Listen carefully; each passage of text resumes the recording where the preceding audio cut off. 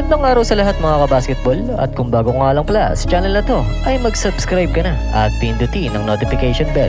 Ngayong Sabado ay maghaharap na sa quarterfinals itong Barangay Ginebra at ang Magnolia Hotshot para nga makapasok sa semis. Itong Magnolia Hotshot ay kailangan nilang talunin ng 2 beses itong Barangay Ginebra, at ang Jeans naman ay kailangan lang makakuha ng isang panalo para makapasok sa semifinals. Ganoon din sa tapatan ng SMB at Terra Firma Jeep, isang panalo lang din ang kailangan nitong SMB para makapasok sa semifinals. Pagdating sa standing ay nangunguna pa rin itong SMB na meron 10 panalo at isa lang ang kanilang talo. Ikalawa naman ang Barangay Ginebra na may 7 win record, 4 naman ang kanilang talo. At sa makakalaban nitong Ginebra na Magnolia Hotshot, sila nga ay nasa 7 pwesto na merong 6 na panalo at 5 naman ang kanilang talo. Sa nakaraang laban nga ay natalo sila nitong Token Tex, at dyan nga ay pinangunahan ni Baroka na merong 22 points with 2 rebound and 3 assists. Ikalawa naman si Ian Sanggalang na merong 21 points. Ikatlo naman si Junicio na merong 14 points. At ikaapat ay si De La Rosa na merong 9 points. At ang ikalima ay si Calvin Abueva na merong 7 points.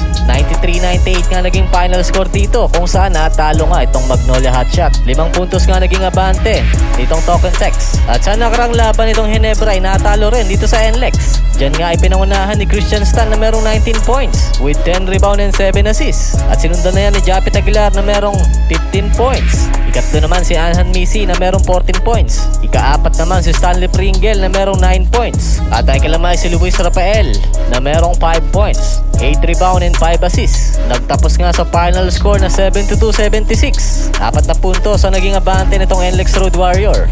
At yan nga ay pinangunahan ni Robert Polic na merong 25 points with 6 rebound and 8 assists. At ngayon nga ay maghaharap na ang kapwa sister company na Ginebra at Magnolia Hotshot. Isang panalo nga lang ang kailangan gawin itong Ginebra para makapasok sa semis, habang ang Magnolia Hotshot naman na kailangan nilang talunin ng 2 beses itong Ginebra. Sino kaya ang papasok sa semis? Ang Barangay Ginebra ba o ang Magnolia Hotshot? Mag-comment lang ng iyong opinion at babasahin natin yan at pag-uusapan.